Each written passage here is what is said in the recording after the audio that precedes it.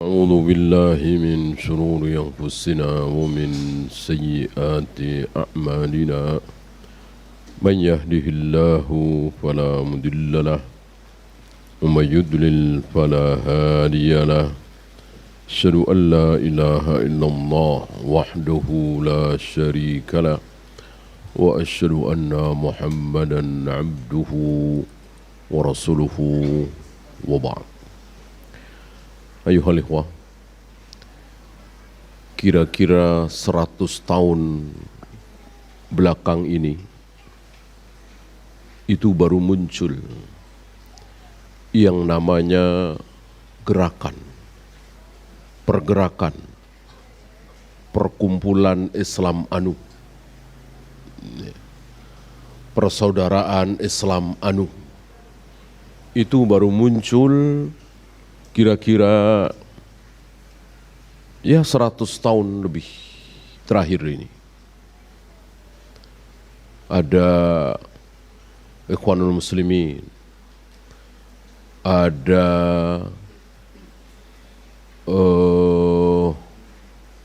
Pan-Islamisme, ada Hizbut Tahrir, ada Jama'atut Tabligh dan lain-lain sampai ke pelosok-pelosok. Ikatan Muslim Indonesia, Ikatan Muslim Minang, Persatuan Islam Jawa.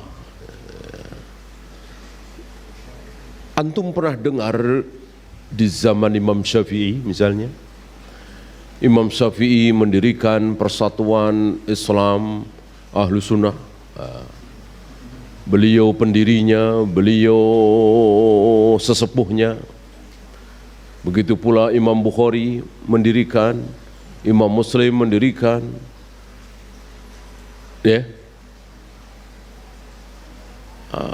Ini berdiri bukan dari ratusan tahun yang lalu. Di zaman ulama-ulama kita Ahlus Sunnah, ketika Ahlus Sunnah berkibar, belum ada itu. Ya, termasuk di negeri kita yang terbesar, NU, Muhammadiyah, Persis, Perti, PUI, itu kan berdiri bukan dari 300 tahun yang lalu, 400 tahun yang lalu. Ya. Dari situ sudah terlihat apa iya Imam Syafi'i lupa, Imam Bukhari terluput, imam-imam kita, Imam Malik, kok nggak kepikiran mendirikan organisasi massa Islam, gitu. Kenapa baru sekarang? Dari sini kita tahu bahwa tidak mungkinlah ada sebuah kebaikan kok terluput dari salaf kita, apalagi para sahabat. Nah, jelas tidak ada itu.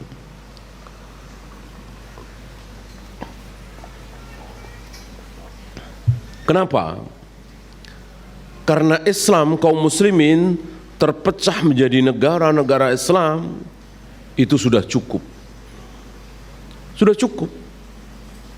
Itu bukan yang terbaik kan?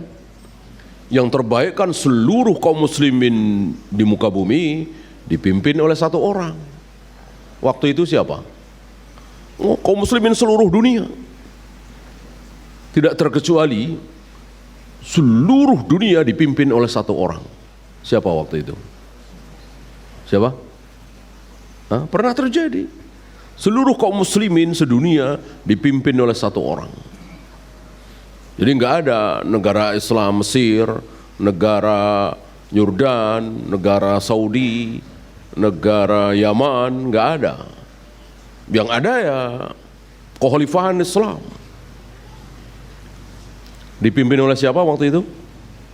Yang pertama kali? Ya jelas Abu Bakar. Ya kan? Abu Bakar wafat dipimpin oleh Umar.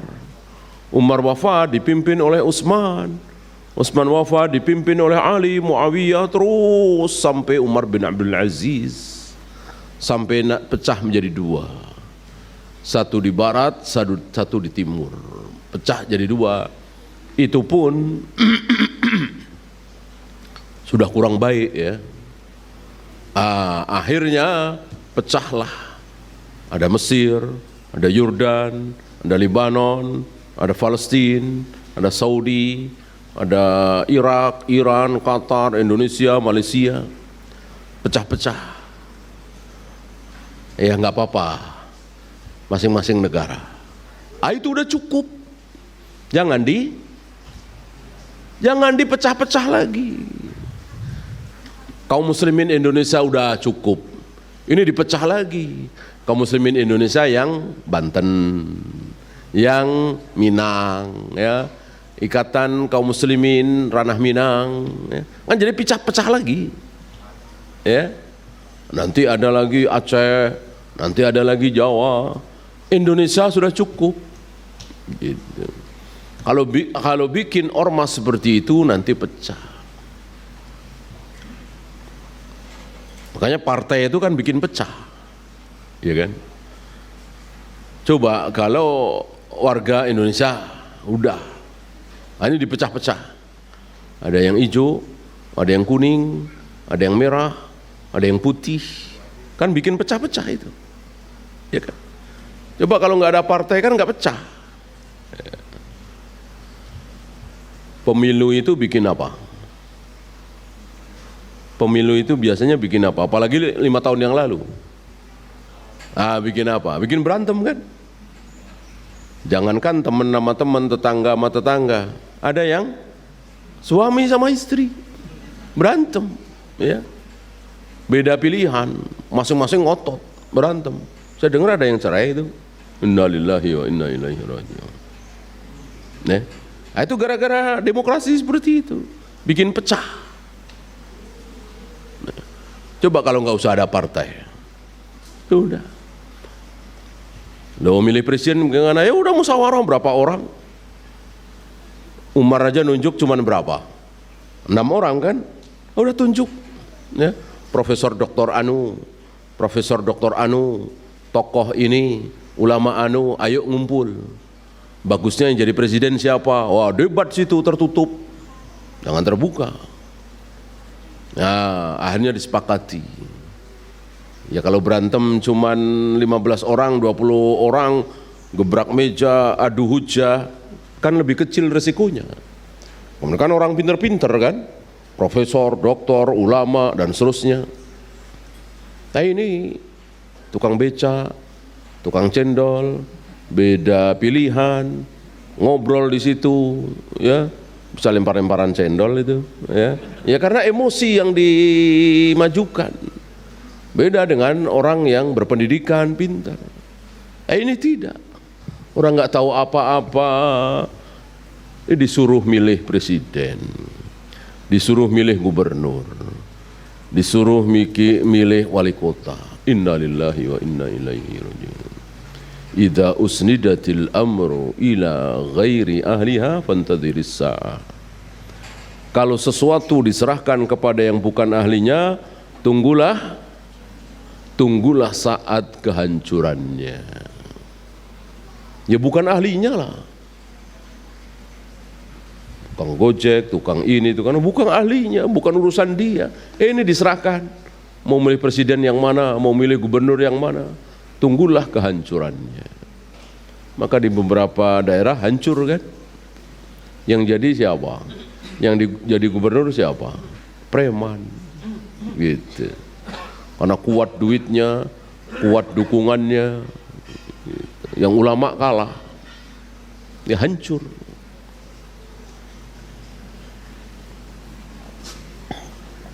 Nah, inilah gerakan. Apa iya Islam itu mengenal gerakan-gerakan? Apa iya Islam itu mengajarkan gerakan-gerakan seperti itu? Kalau Islam mengajarkan gerakan-gerakan seperti itu, ya tentu Sudah terjadi di zaman para sahabat.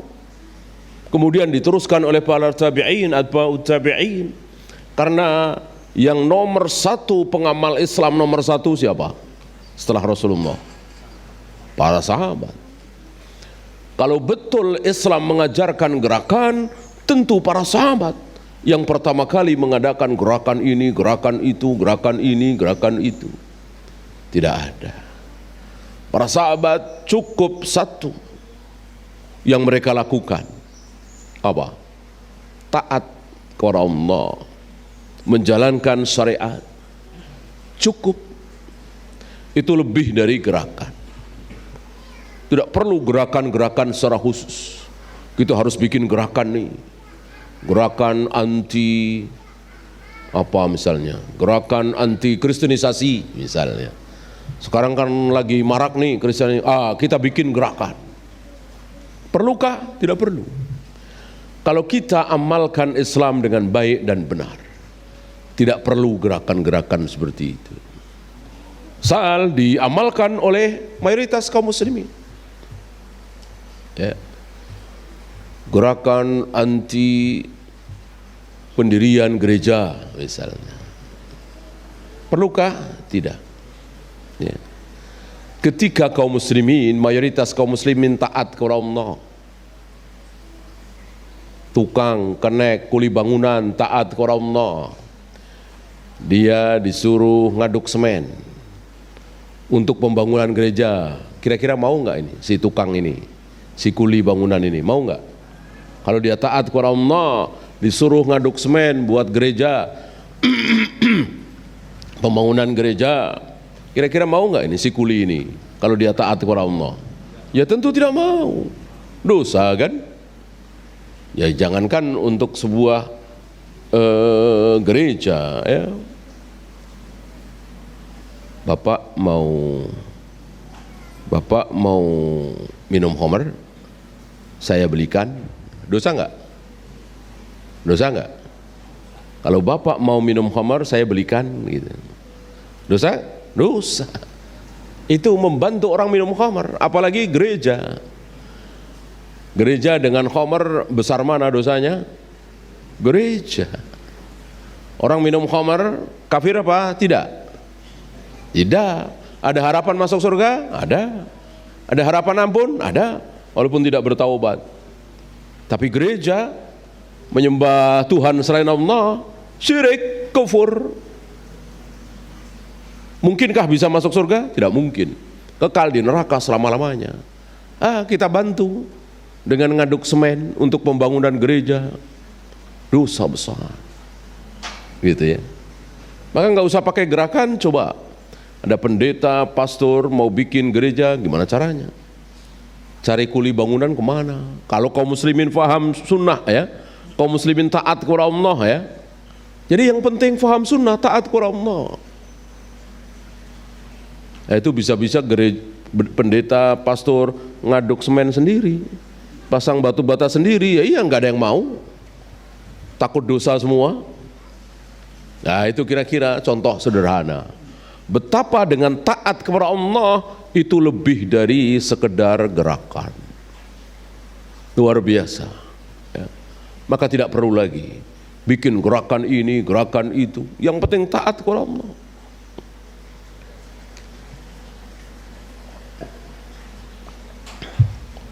Gerakan anti riba, ya nggak perlu gerakan.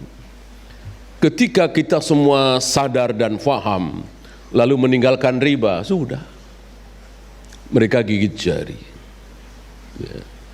Nah sekarang kan alhamdulillah sudah mulai ya kan. Banyak saudara-saudara kita yang keluar dari bank ribawi. Banyak yang keluar dari judi asuransi. Nah sebuah kesadaran. Dan seperti itu jauh lebih baik daripada bikin gerakan-gerakan. Ya. Tapi sayang mereka yang mau tobat ini dibohongi atau terkena subhat.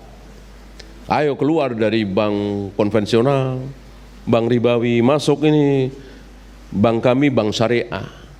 Ya. Ternyata sama, hanya namanya dirubah. dibikin Arab, di Arab-Arabin. Ya. Persis sabda Nabi, yusammunaha bi ghairi ismiha. Memberikan nama dengan yang bukan namanya. Ya. Padahal kalau jujur itu riba juga. Nah, diganti dengan mudharabah bagi hasil. Maka ini perlunya ilmu. Perlunya ilmu di sini. Nomor satu, ilmu kemudian diamalkan, ilmu kemudian diamalkan. Bukan semangat bukan nomor satu. Maka orang yang teriak negara Islam Indonesia, syariat Islam, nanti dulu. Berilmu dulu. Barangkali antum pernah dengar ucapan Syahalbani yang membuat orang-orang hizbiyin, harakiyin marah. Apa kata beliau? Tidak adanya daulah Islamiyah di muka bumi hari ini adalah nikmat. Marah. Orang hizbiyin, harakiyin marah mendengar Syahalbani mengucapkan kalimat itu. Sekarang tidak ada daulah Islamiyah, tidak ada negara yang berdasarkan Al-Quran dan Sunnah di muka bumi, ya kan? Malaysia tidak, Indonesia tidak, Mesir tidak, Iran apalagi Irak, ya mungkin cuman Saudi, ya kan? Kata beliau ini nikmat, gitu. Marah mereka. Bagaimana Anda mengucapkan kalimat sebodoh itu? Jadi tidak ada daulah Islam, justru nikmat. Ya. Rupanya mereka tidak faham bahwa yang diucapkan oleh Syahalbani luar biasa, pandangan seorang alim. Antum bisa lihat seandainya Indonesia ini tiba-tiba partai Islam menang, taruhlah 90% atau 95%, partai Islam menang.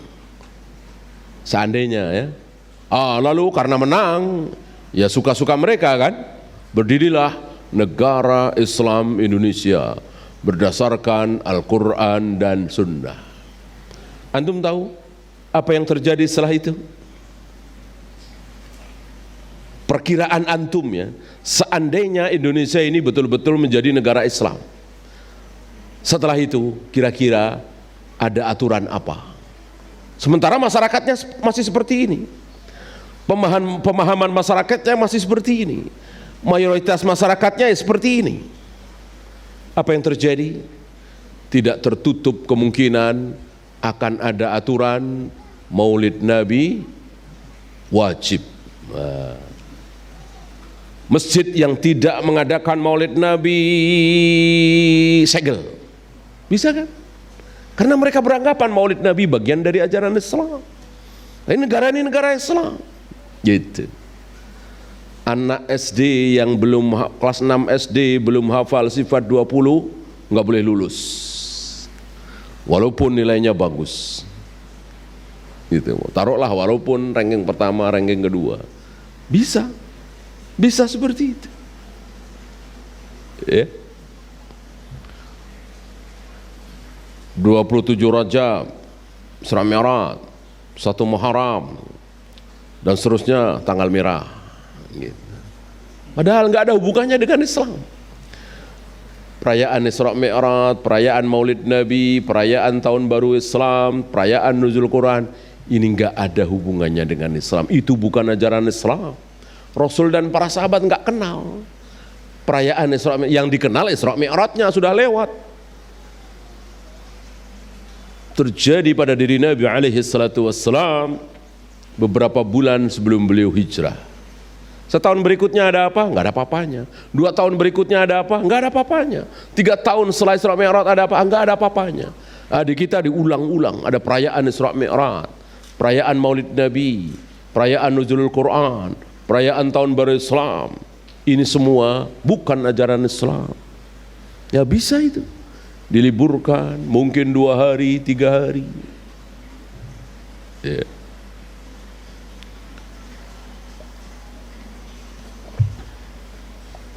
Dan tidak tertutup kemungkinan, ya, Masjid-masjid yang tidak kunut subuh, masjid-masjid yang tidak zikir berjamaah, segel. Ya, ustadz-ustadz yang mengajarkan ajaran, ya mungkin mereka bilang Wahabi, ya dilarang. Gitu. Melindungi kaum muslimin Indonesia supaya tetap aswaja, gitu. Supaya tetap tahlilan, muludan, yasinan malam Jumat, salawatan. Karena mereka menganggap ini Islam. Alhamdulillah itu tidak terjadi. Pemimpin kita, presiden kita dari Soekarno, Soeharto sampai sekarang nggak peduli. Tahlilan silahkan, membid'ahkan tahlilan juga silahkan, ya. Ya kan presiden-presiden kita nggak pernah, jangan membid'ah-bid'ahkan gitu. Terserah aja.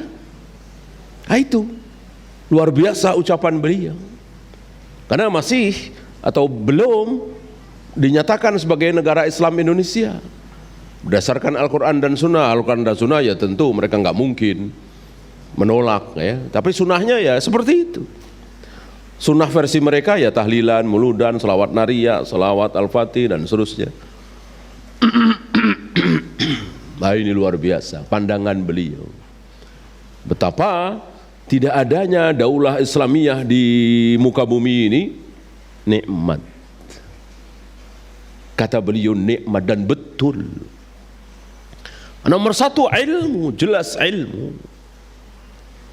Kalau Saudi ya, karena berilmu, ulama-ulama sana mereka tahu baca Shadaqallahul Adzim setelah baca Al-Quran bukan ajaran Islam, maka tidak diajarkan dan tidak diperbolehkan, gitu ya.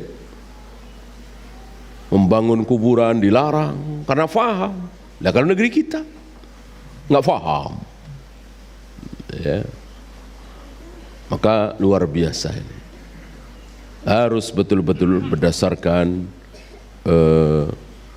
ilmu. Ambil contoh persatuan Islam. Ambil contoh kaum muslimin saling mencintai, saling menyayangi, saling bantu membantu, yasuddu ba'dhum ba'dan.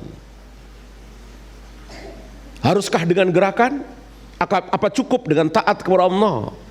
Agar kita saling mencintai, agar kita saling menghormati, agar kita saling membantu satu sama lain. Harus dengan gerakan supaya bersatu. Apa cukup taat kepada Allah? Jawabnya cukup taat kepada Allah. Apa? Tidak tahu? Cukup sholat berjamaah di masjid, lurus dan rapat, bahu menempel bahu sebelah, bahu dulu, jangan mata kaki dulu, ya. Bahu menempel bahu sebelah, mata kaki menempel mata kaki sebelah. Cukup dengan itu. Apa kata Nabi alaihi salatu wassalam? Apa? Jika kalian tidak lurus dan tidak rapat salat kalian, maka apa? Maka persatuan kalian akan dicerai-beraikan oleh Allah. Lihat. Ini mafhum mukhalafahnya apa?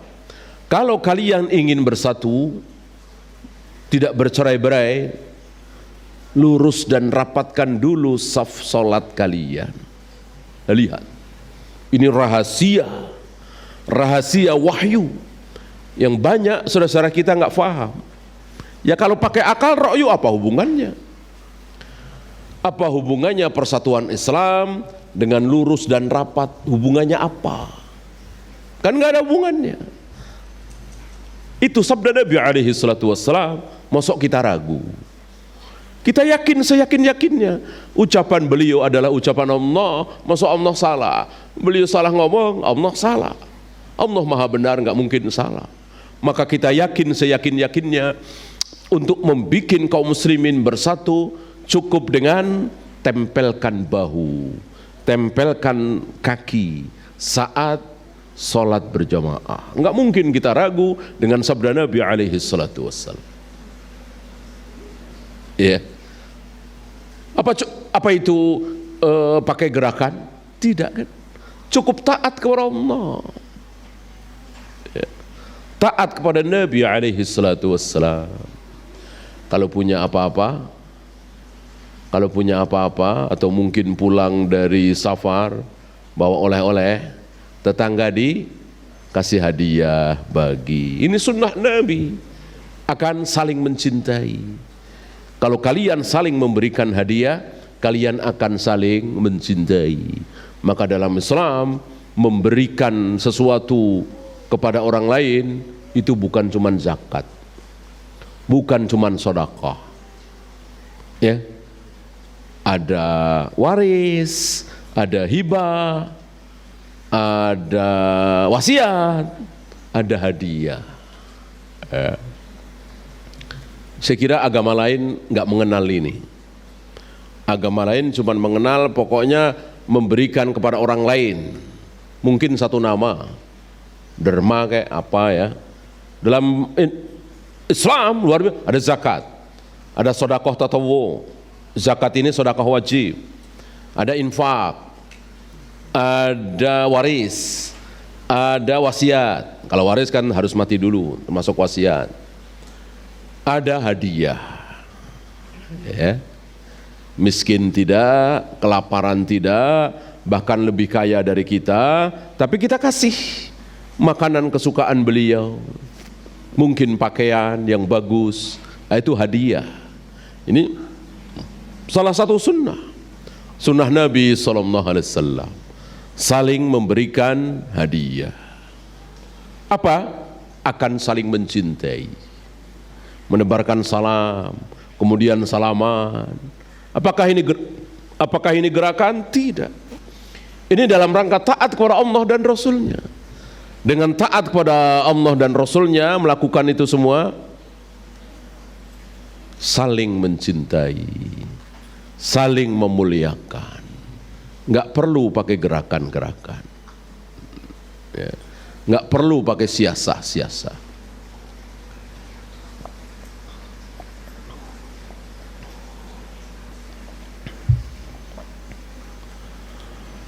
Bahkan sunnah yang sangat-sangat besar dianjurkan oleh Nabi sebelum nikah. Apa?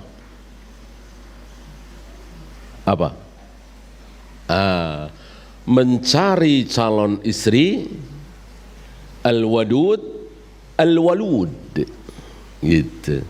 Cari calon istri yang kira-kira bisa melahirkan banyak anak. Lu tahu banyak anak dari mana? Kan belum nikah. Islam melanjutkan, lihat ibunya, lihat bibinya. Oh, ibunya punya anak 12, bibinya punya anak 16. Bibit unggul nih. Sunnah menikahi wanita seperti ini, al-wadud al-walud, yang pengasih, penyayang, dan bisa melahirkan banyak anak. Ini bukan gerakan, ini taat. Tapi luar biasa, lebih dari gerakan. Bagusnya kaum muslimin itu dikit apa banyak? Banyak.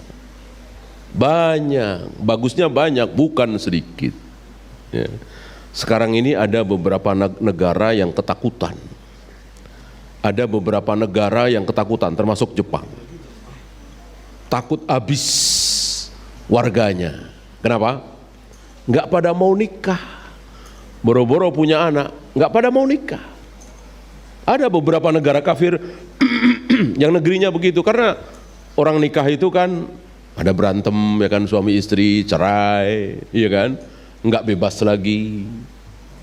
Ya, sementara mau ganti-ganti pasangan, zina tiap malam bebas, ada duit, ngapain nikah? Punya anak ribet, gitu. Kalau punya duit bisa bayar orang nanti di hari tua untuk mengurus dia, ya kan? Kalau berpikir begitu semua, ya habis bangsa. Tidak berketurunan, kan?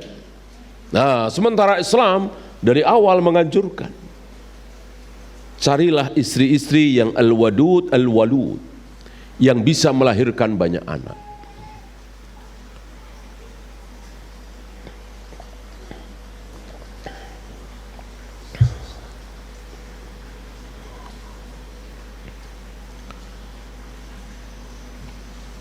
Bahkan Nabi akan berbangga dengan jumlah umat beliau yang banyak nanti. Ya. Maka beliau memerintahkan kepada kita semua dalam nikah itu berharap anak. Ya.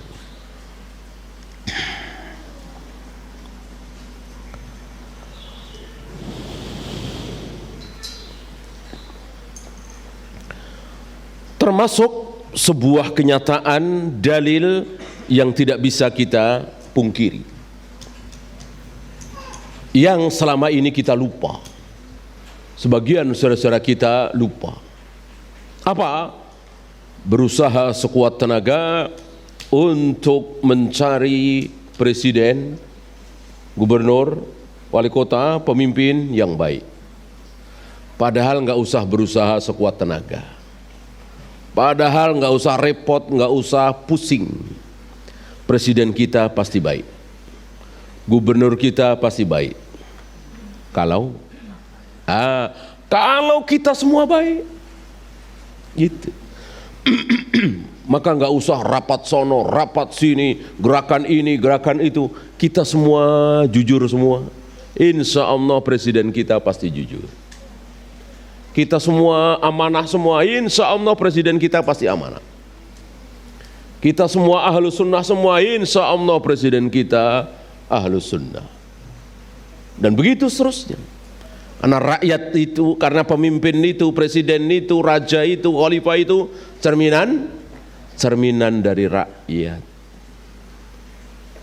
Ketika ada seorang presiden seperti itu, ya itulah mayoritas rakyatnya seperti itu. Ya. Kalau ada seorang pemimpin kok presiden ahlul bid'ah, pasti rakyatnya ahlul bid'ah. Gitu. Cerminan rakyat. Oleh karena itu, kalau kita punya pengen punya pemimpin yang ahlus sunnah, yang salaf, yang setiap kali terdengar azan beliau ke masjid, salat berjamaah, bahkan ngimamin, ya. Berarti kita sedang apa? Asing. Sedang apa? Sedang mimpi. Mimpi kita punya presiden seperti itu. Orang mayoritas rakyat tidak seperti itu. Kalau mayoritas rakyat seperti itu, insya Allah. Mayoritas rakyat Saudi misalnya di Mekah, Madinah, begitu azan terdengar, semua toko ditutup. Ya awalnya karena terpaksa, lama-lama sadar, ya kan. Ya, Allah kasih seorang raja seperti itu, ya kan. Saya kira antum masih ingat bagaimana ketika Raja Salman menerima tamu negara presiden Perancis atau mana. Di tengah-tengah pembicaraan terdengar adzan asar, ya. Ditinggalkan itu presiden Perancis, sholat berjamaah, sholat asar dulu. Ya. Kenapa seperti itu Raja Salman? Ya karena mayoritas rakyatnya seperti itu. Saya kira tidak cuma di Mekah Madinah, yang di Damam, yang di Taif, yang di Riyadh, ya umumnya seperti itu. Azan berkumandang, seluruh kegiatan ditinggalkan, berjamaah sholat. Ya, kita kan tidak. Ya. Walaupun ya cukup ramai di masjid-masjid sholat berjamaah, apalagi Jumat membludak kan. Tapi begitu ke pasar ramai juga, ya. Jalan-jalan ramai juga, saking banyaknya orang. Dulu saya pertama ke Jakarta sholat Jumat, luar biasa, membludak ya, kaum muslimin Jakarta taat-taat.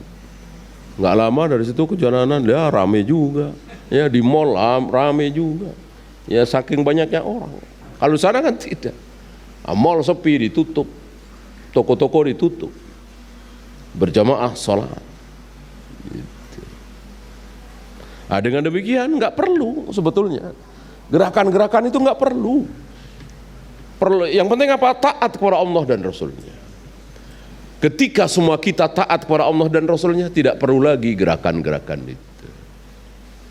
Nah, taatnya yang benar tentunya, ya. Karena sholat ragaib bukan taat kepada Allah dan Rasulnya.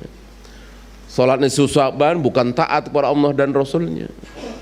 Puasa di hari kelahiran bukan taat kepada Allah dan Rasulnya. Taat itu harus dengan ilmu, ya. Termasuk merayakan maulid, tahlilan, rajaban, 7 bulanan. Ini bukan taat kepada Allah dan Rasulnya. Walaupun yang dibaca ayat-ayat Al-Quran, tasbih, tahmid, tahlil, tapi tidak ada taat di situ.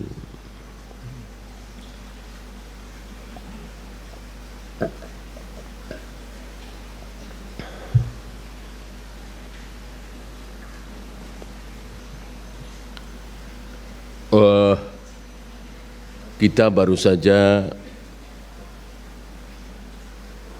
dapat bukti betapa sunnah Nabi ini lebih dari sekedar gerakan, ya. Yaitu kejadian 2 atau 3 tahun yang lalu. Ta'un,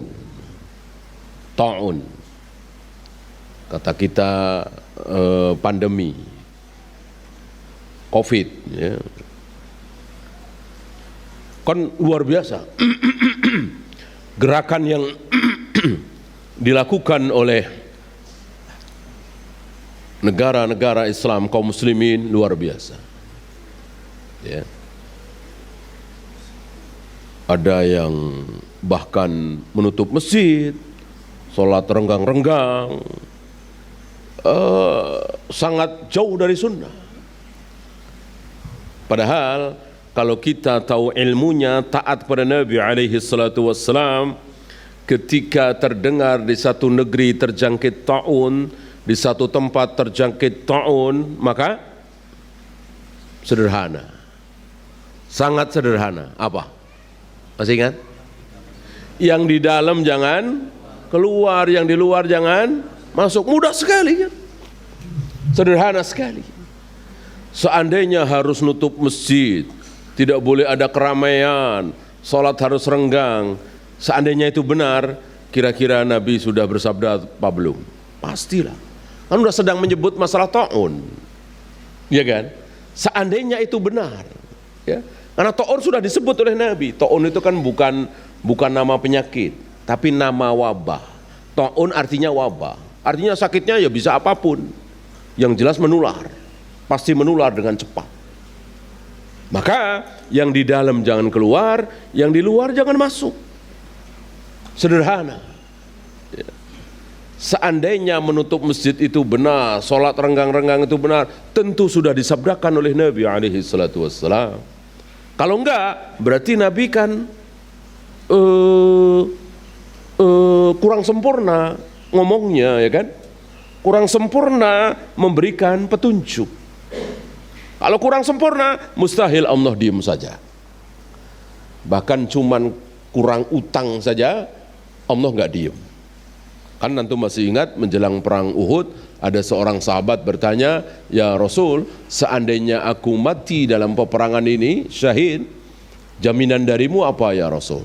Nabi menjawab, masuk surga, semua dosa-dosamu diampuni. Lalu lari, sahabat ini lari, pengen cepat-cepat masuk surga, gugur di medan perang. Tiba-tiba Nabi memanggil, sebentar. Balik lagi, nanya, yang engkau tanyakan tadi apa? Ya Rasul, seandainya aku mati dalam peperangan ini, jaminan darimu apa? Nabi menjawab, surga, seluruh dosamu diampuni, kecuali hutang. Barusan Jibril membisikkan kepadaku. Lihat, cuman kurang, yaitu hutang, dan ini sebuah kesalahan karena tidak sempurna, ya kan? Dibisiki oleh Jibril, tentu dari Allah Rabbul Alamin. Seandainya dengan menutup masjid, sholat renggang itu benar, tentu Nabi sudah dibisiki oleh Jibril dari Allah, ya. Kurang Muhammad, tambah, selain yang di dalam jangan keluar, yang di dalam kalau sudah terjangkit ta'un, wabah, masjid ditutup. Kalau sholat, terpaksa sholat jamaah yang renggang. Tentu enggak ada bisikan seperti itu. Berarti apa yang diucapkan oleh Nabi sudah sempurna. Cukup yang di dalam jangan keluar, yang di luar jangan masuk. Tidak perlu menutup masjid, merenggangkan sholat dan seterusnya. Salaman pakai apa itu? Ngepal, ya. Baru lihat ada salaman ngepal begitu, ya kan? Ya, salaman kan bagian dari sunnah Nabi alaihi salatu wassalam. Berjabat, menjabat, menggenggam dengan erat dan seterusnya. Bukan ngepal seperti itu. Ya. Dan seterusnya ngarang sendiri. Padahal Nabi sudah berbicara tentang ta'un. Kecuali Nabi tidak berbicara sama sekali. Tentu kita bebas. Nabi sudah berbicara tentang ta'un, wabah itu.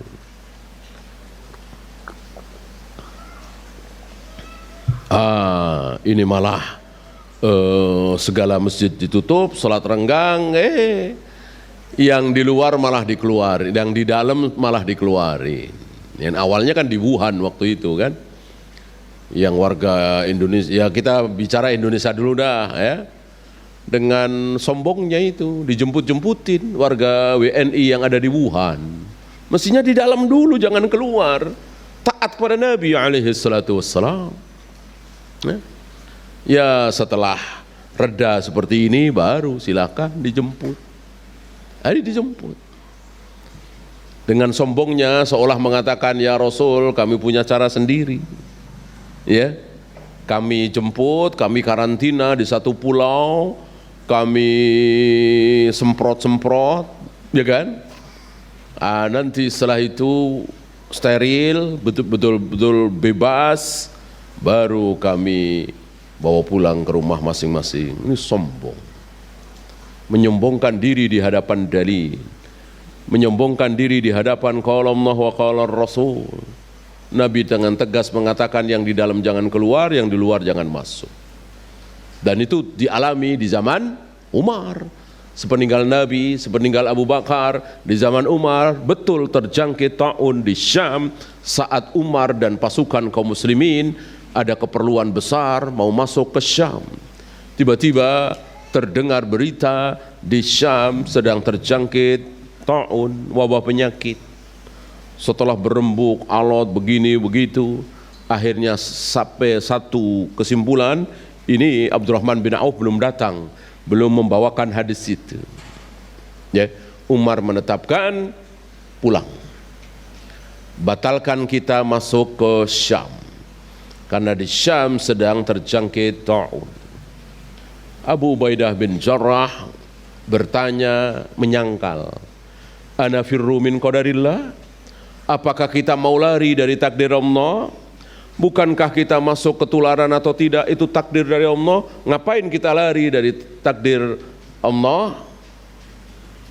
Dijawab oleh Umar. Ini sekali lagi belum ketemu hadis tadi ya, Abdurrahman bin Auf belum datang.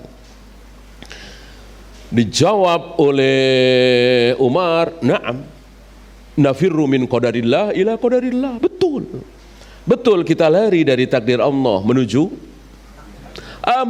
takdir Allah yang lain.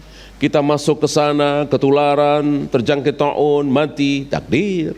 Kita enggak masuk ke sana, tidak terjangkit ta'un, takdir bukan? Takdir. Semuanya kan tidak ada yang keluar dari takdir. Semuanya takdir. Lari dari takdir Allah yang satu menuju takdir Allah yang lain, enggak masalah. Kecuali lari dari takdir Allah menuju takdir iblis, ya itu masalah.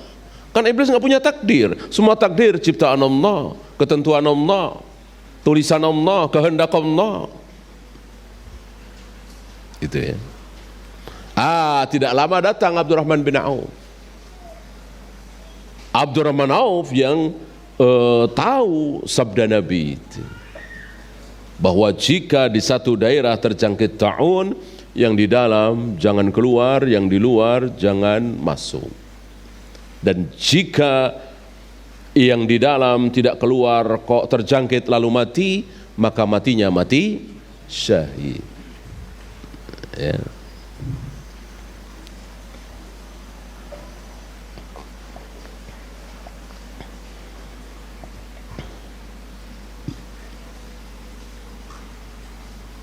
Nah itu luar biasa ilmu Nabi sallallahu alaihi wasallam. Insya Allah kalau betul-betul berilmu dan mengamalkan sunnah Nabi, selesai semua. Entah berapa persoalan besar yang melilit kaum muslimin hari ini, selesai. Kan pernah kita bahas waktu itu ya, sunnah-sunnah yang menyelesaikan masalah. Permasalahan yang sangat rumit di Jakarta ini, apa dulu kita bahas? Kemacetan ya kan? Selesai dengan sunnah. Dengan kaum muslimin menjalankan sunnah Nabi, insya Allah kemacetan itu berkurang banyak sekali. Ya, mungkin 60%, mungkin 70% berkurang kemacetan itu. Ya. Yaitu kaum muslimin mengamalkan satu sunnah Nabi. Jangan mengambil riba. Jangan berani membeli mobil, membeli motor dengan cara riba. Dengan demikian kan nggak kebeli, ya kan? Nggak kebeli. Untuk punya mobil harus punya uang ya 100 juta, 150 juta. Kalau pengen tidak riba ya kan? Nah ini punya 10 juta, bahkan 5 juta bisa buat DP. Maka siapapun bisa beli mobil, ya gimana nggak macet? Kan begitu. Apa? Riba. Kalau kaum muslimin takut riba, insya Allah. Ya.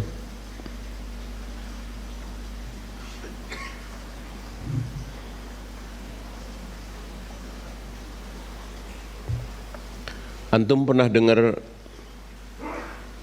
apa itu? Investasi bodong, pernah dengar ya? Iya kan, pernah dengar kan? Ada yang apa itu langit biru, ada yang wah macam-macam. Berapa banyak kaum muslim yang tertipu? Ya gimana nggak tertipu, gimana nggak terkecoh? Punya uang 5 juta misalnya, distorkan. Sebulan, alhamdulillah nih, bagi hasilnya nih, bagi hasil nggak bilang riba. Ini bagi hasil nih 1 juta, kan tergiur. Coba kalau ibu punya 10 juta, kan lumayan 2 juta.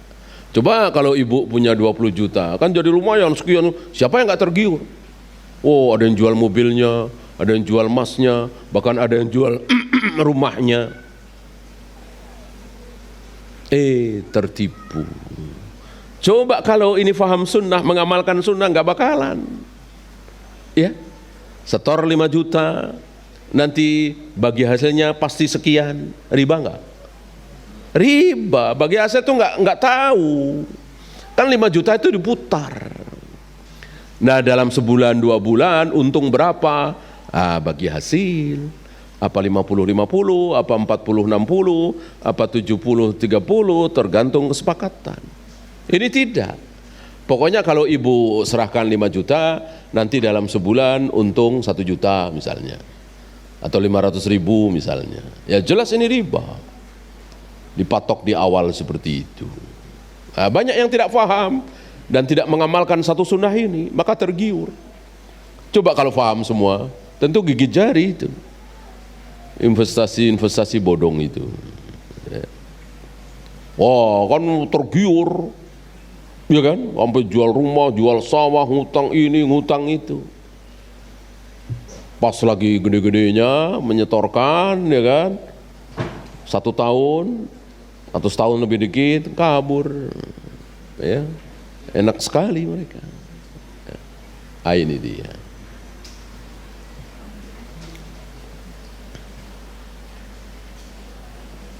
Satu lagi yang mirip dengan ucapan Syahalbani ini, as-siyasatu syar'iyyatu biduni istiraqis siyasah. Siasah syar'iyah, salah satu bentuk siasah syar'iyah adalah dengan tidak ikut-ikutan dalam siasah, tidak ikut-ikutan dalam politik. Ini termasuk siasah syar'iyah. Jadi nggak usah ikut-ikutan. Siapa yang akan jadi presiden, siapa yang akan jadi gubernur, kita siap taat, gitu saja. Ya, Kita nggak usah emosi, nggak usah fanatik, terserah. Ya, bahkan kalau kita semua ini terdaftar, tidak nyoblos, bisa ngurangin beban, ya kan? Kan kertas suaranya itu kan ada modalnya. Kertas suara itu kan ada modalnya, taruhlah berapa? 5.000, ya kan? Nah, kita di sini ada 100 orang, ya 100 orang kali 5.000 coret, ya kan penghematan nih. Mestinya begitu, ya. Yang jadi yang nggak mau nyoblos itu didata, biar nanti nggak mau bazir, kan begitu, ya kan? Karena mereka nggak mau dibilangin, ya nggak usah pemilu-pemiluan, udah musyawarah saja atau suit lah, nggak apa-apa.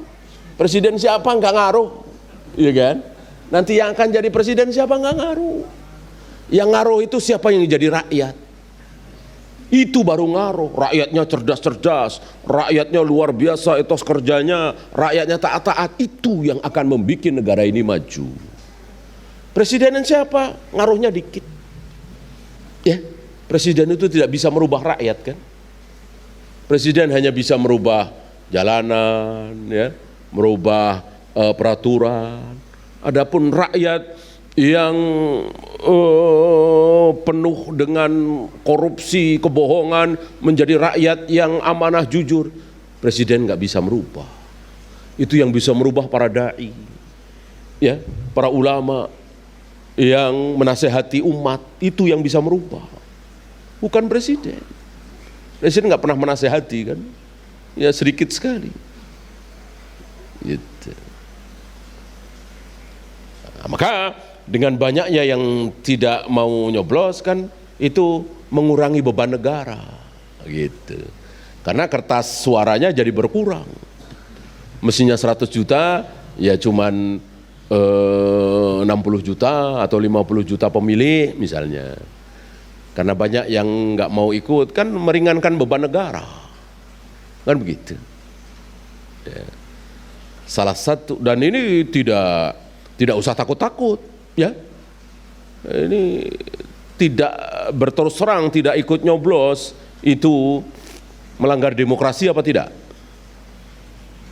Berterus terang tidak akan milih, itu melanggar demokrasi apa tidak? Tidak. Jadi tidak memilih itu menurut faham demokrasi adalah sebuah pilihan. Tidak memilih itu adalah sebuah pilihan, bebas. Ini pakai kaidah mereka demokrasi, ya. Jadi tidak wajib. Maka pemerintah juga nggak berhak kan mewajibkan memilih. Kalau antum masih ingat dulu pemilihan 96 ya, apa 95 itu. Ada tokoh besar, tokoh partai besar mengatakan untuk pemilu kali ini saya tidak mencoblos. Semuanya tahu semua. Oh, dia tokoh besar. Enggak ada yang marah dan enggak ada yang salah. Karena tidak memilih adalah sebuah pilihan dalam kaidah demokrasi. Maka jangan takut-takut mengatakan saya tidak memilih. Karena itu hak. Itu. Memilih hak, tidak memilih juga hak. Wallahu a'lam. Ya, itu saja. Ada pertanyaan, silakan.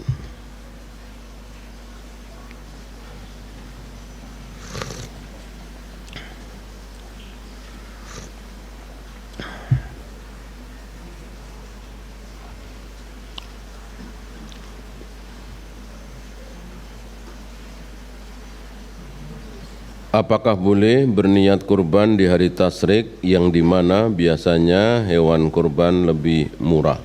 Boleh, boleh, tapi kurang keutamaan. Yang paling utama tentu tanggal 10. Tanggal 11, 12, 13 boleh, boleh, ya, sah. Gitu. Bagaimana alasannya? Mencari hewan kurban yang lebih murah, ya boleh juga, karena memang harus membeli. Gitu. Zaman dulu kan tidak, ya. Zaman dulu rata-rata orang kan punya kambing.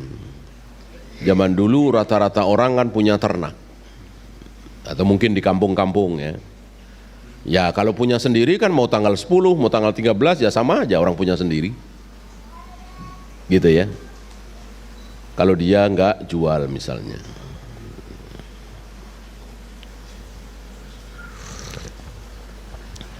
Karena mengejar keutamaan itu tidak wajib. Mengejar keutamaan itu tidak wajib. Jadi kita mencukupkan diri dengan keabsahan walaupun kurang utama boleh. Ya.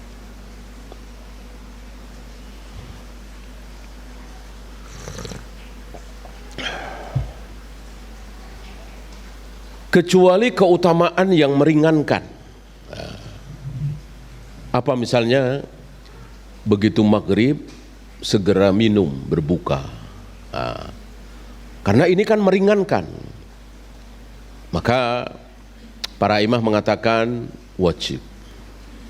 Maka seandainya karena satu dan lain hal begitu maghrib kita lebih fokus ke kesibukan kita karena saking mengasyikkannya, taruhlah nonton sinetron sedang seru-serunya gitu ya, dia nggak minum dulu maka dia tercela, insya Allah berdosa. Karena ini kan meringankan gitu. Dengan langsung meminum, makan saat maghrib ketika berpuasa ini meringankan. Termasuk sahur. Ketika tidak ada apa-apa, kita sengaja sahur jam 3:30, jam 3, tercela. Sangat tercela.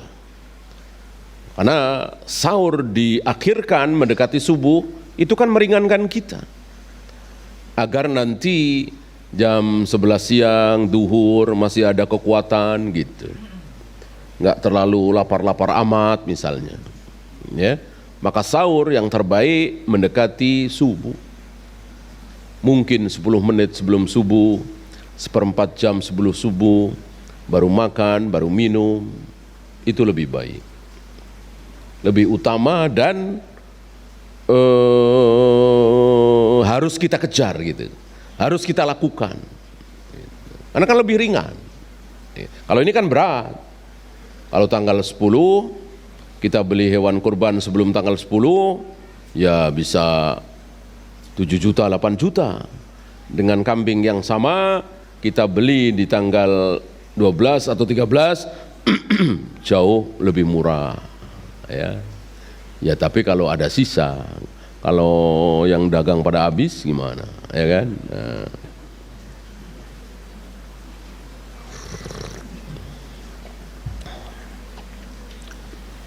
Apakah boleh membawa anak kecil wanita sholat berjamaah di masjid di shaf pria? Lebih baik jangan ya. Lebih baik jangan.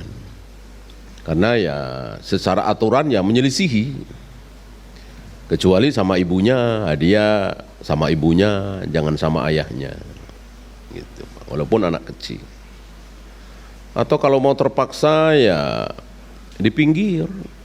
Paling kiri misalnya, paling kanan misalnya. Aturan syariat ya harus kita taati dari awal. Walaupun anak kecil, tapi kan memang perempuan. Sebaik-baik shaf perempuan di mana? Di paling belakang. Sebaik-baik shaf laki-laki paling depan. Seburuk-buruk shaf laki-laki paling belakang. Seburuk-buruk shaf perempuan paling depan.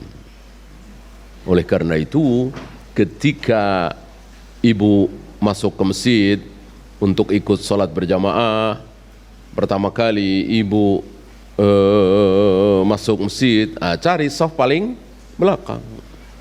Shaf paling belakang di masjid itu, bukan di teras ya. Teras kan bukan masjid. Di dalam kotakan masjid itu bukan di teras. Yang paling belakang. Ini kalau semua paham sunnah ya.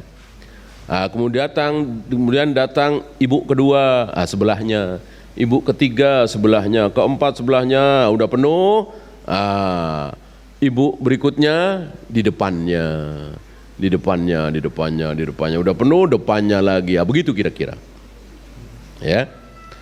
Dan jangan pakai antara saf laki-laki dengan saf perempuan, jamaah laki-laki dengan jamaah perempuan di zaman Rasul dan para sahabat, ada hijabnya apa tidak dalam sholat? Ada hijabnya apa tidak? Ada hijabnya apa tidak? Tidak ada. Tidak ada. Kalau ada hijabnya muskil. Muskil. Ya. Dan banyak dalil tidak ada hijab.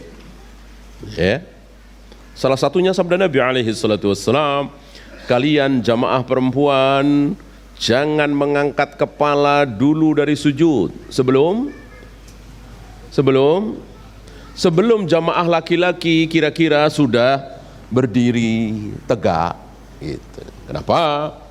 Karena banyak dari laki-laki sahabat pakaiannya tidak sempurna, pakaiannya minim bukan karena mode, bukan gaya-gayaan, emang nggak punya gitu, pakaiannya minim. Nah, ketika sujud terlihat auratnya. Kalau wanita mengangkat kepala duluan sebelum laki-laki akan melihat aurat laki-laki. Ini menunjukkan bahwa jamaah laki dan perempuan di zaman Nabi tidak disekat dengan hijab. Kalau disekat dengan hijab nggak mungkin Nabi bersabda seperti itu. Ada lagi sahabat yang bercerita, ada orang munafik kan orang kafir ya, tapi pura-pura ikut sholat, pura-pura baca syahadat, pura-pura jumatan, pura-pura jihad, semuanya pura-pura. Karena dalam dirinya kafir. Nah, orang munafik ini seringkali datang berjamaah ke masjid dan selalu mencari saf yang paling belakang. Selalu mencari saf yang paling belakang. Ngapain? Sambil sholat, sambil ngelirik-ngelirik ke belakang. Karena ada sahabiah yang sangat cantik yang ikut sholat berjamaah di situ. Ini menunjukkan tidak ada hijab. Kalau ada hijab nggak mungkin ada kisah seperti itu. Itu di zaman Nabi alaihi salatu wassalam, zaman terbaik yang harus kita ikuti dalam hal ibadah mahdhah. Apa kemuskilan seandainya shaf laki-laki dan perempuan pakai hijab? Kalau imam baca ayat sajdah lalu sujud tilawah, jamaah perempuan tahu apa tidak kira-kira? Ya tidak tahu. Ya, Allahu Akbar sujud tilawah, misalnya membaca ayat sajdah wasjud waqtarib, sujud Allahu Akbar, dikira jamaah perempuan ruku. Itu udah hancur semua kesononya ada, iya kan ngandelin suara. Karena pernah kejadian seperti itu. Jadi imamnya lupa, mestinya tahiyat awal dia berdiri, biasalah sering ya kan. Sudah berdiri, ketika imam sudah masuk ke rukun berikutnya, maka tidak boleh balik lagi. Walaupun makmumnya subhanallah, tidak boleh balik lagi, sudah terusin aja. Nanti sebelum salam sujud sahwi 2 kali, selesai ya. Nah, karena makmum melihat imam sudah berdiri, ya mengucapkan subhanallah ya percuma ya, diterusi. Nah, sementara jamaah perempuan taunya atahiyat awal ya kan, karena memang harusnya atahiyat awal. Atahiyat awal. Nanti Allahu Akbar, ruku, dia berdiri, ya kan begitu. Ya, udah nggak karu-karuan, gitu. Sampai ada yang mengatakan tadi imam sujud lama banget ya. Padahal bukan sujud itu, ya, berdiri atau atahiyat gitu. Ya karena nggak karu-karuan. Di sini maka kita kembali kepada sunnah. Tidak ada hijab antara laki dan perempuan ketika sholat berjamaah. Ketika sebelum sholat ya silahkan, mungkin taklim atau apa ya. Begitu sholat buka, gitu. Termasuk cadar dibuka. Wallahu a'lam. Ada lagi?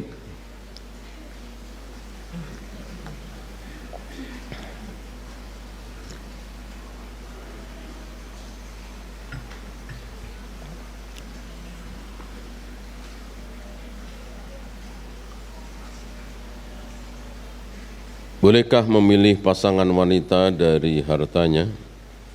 Bolehkah memilih pasangan wanita dari hartanya?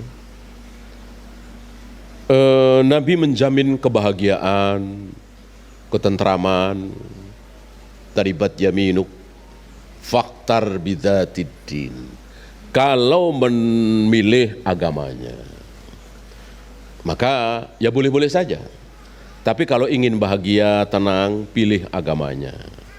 Solehah, taat kepada Allah dan Rasulnya, akidahnya bagus, dan seterusnya, dan seterusnya. Walaupun miskin, walaupun tidak terlalu cantik misalnya, walaupun bukan dari kalangan bangsawan, itu. Ya. Mana bukti banyak. Ya. Artis-artis itu rata-rata cantik apa jelek? Nah, rata-rata cantik kan. Rata-rata langgeng pernikahannya apa berantakan rumah tangganya? Ah, berantakan. Ya. Makanya kalau orang rambutnya berantakan kan suka dibilang begitu ya.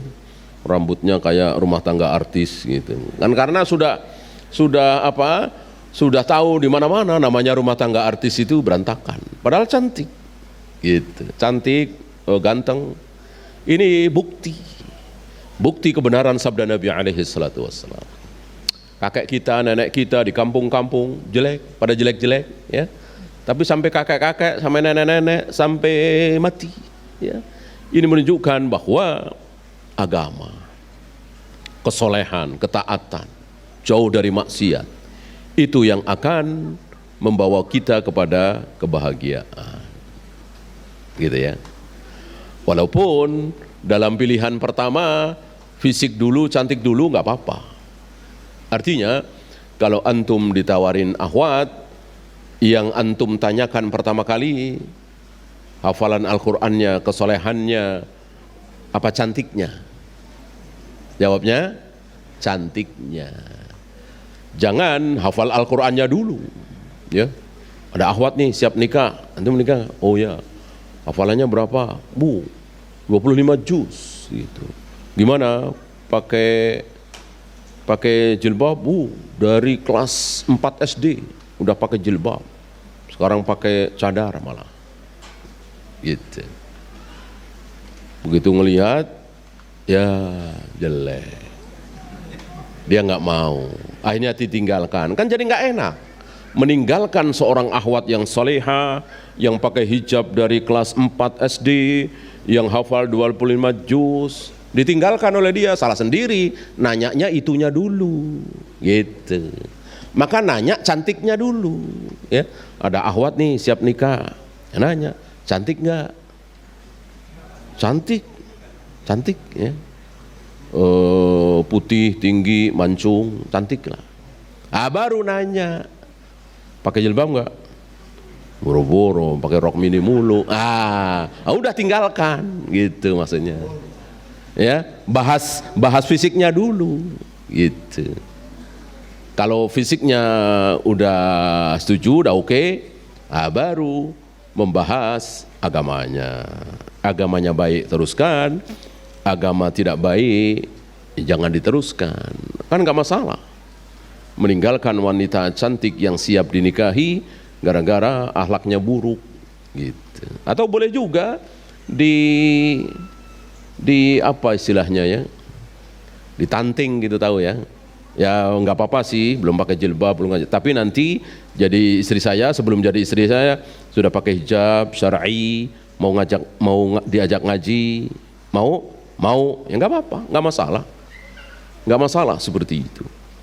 Kan ya jangankan belum mau ngaji, belum pakai jilbab, masih Nasrani, masih Yahudi, jangan Buddha, jangan Hindu ya, masih Yahudi, masih Nasrani, boleh ya. Apalagi sekedar belum pakai hijab. Gitu. Wallahu a'lam. Ada lagi? Habis? Kalau habis kita akhiri. Subhanakallahumma bihamdika asyhadu an la ilaha illa anta astaghfiruka wa atubu ilaik. Assalamualaikum warahmatullahi wabarakatuh.